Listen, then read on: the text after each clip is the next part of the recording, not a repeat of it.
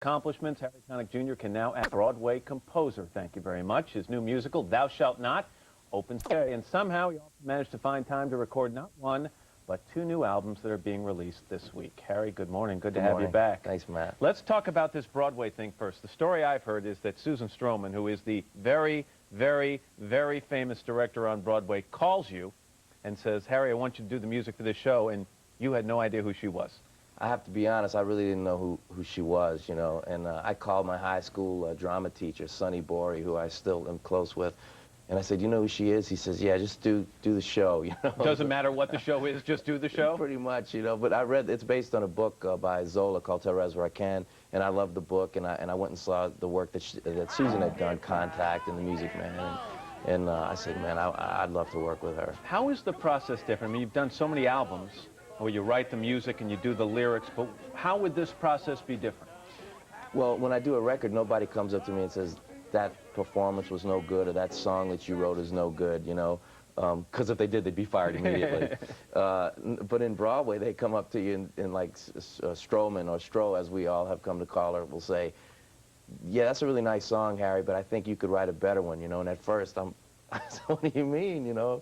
And she, you know, she's always right, and it's a collaborative process that I wasn't used to, which I got very used to, because you're dealing with people of such a high creative level that it's very stimulating. So you have to kind of trust her, because I'm sure in your gut you thought things were pretty good, and now you've got to say she knows what's best for this particular format. That's right, and she really does know, and 99.9% of the time she was right, and the other, you know, 0.1% of the time I said, well, you're Susan Stroman, I better just do what you say, you know. What was it like to finally hear the words and the music performed by a cast? That was weird. It was so weird, because I'm sitting out in the audience, you know, and all of these performers, unbelievable performers, are singing songs that I wrote. My first instinct was to jump up and say how I would do it, and then I kind of got to sit back and see where they took it, you know, which made me appreciate people like Cole Porter and Irving Berlin, real songwriters and real Broadway musicians.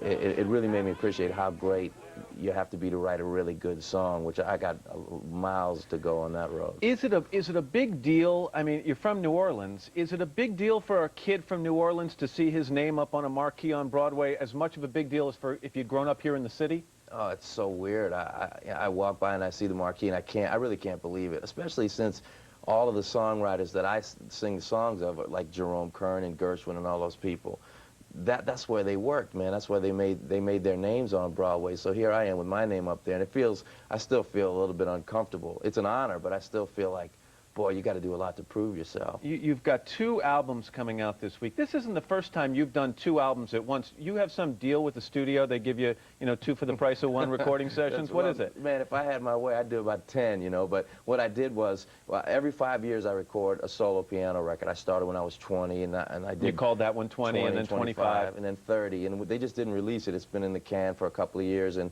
this album, Songs I Heard, which is all reinterpretations of songs from kids' movies, they decided to put them out on the same day.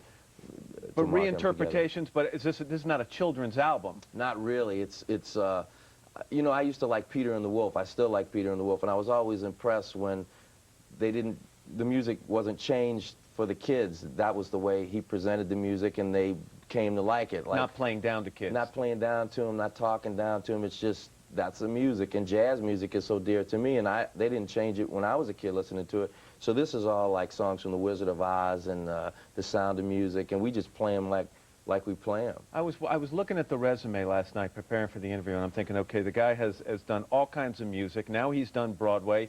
He's had lots of roles in movies. What is out there that you want to do that no one's given you the opportunity to do yet?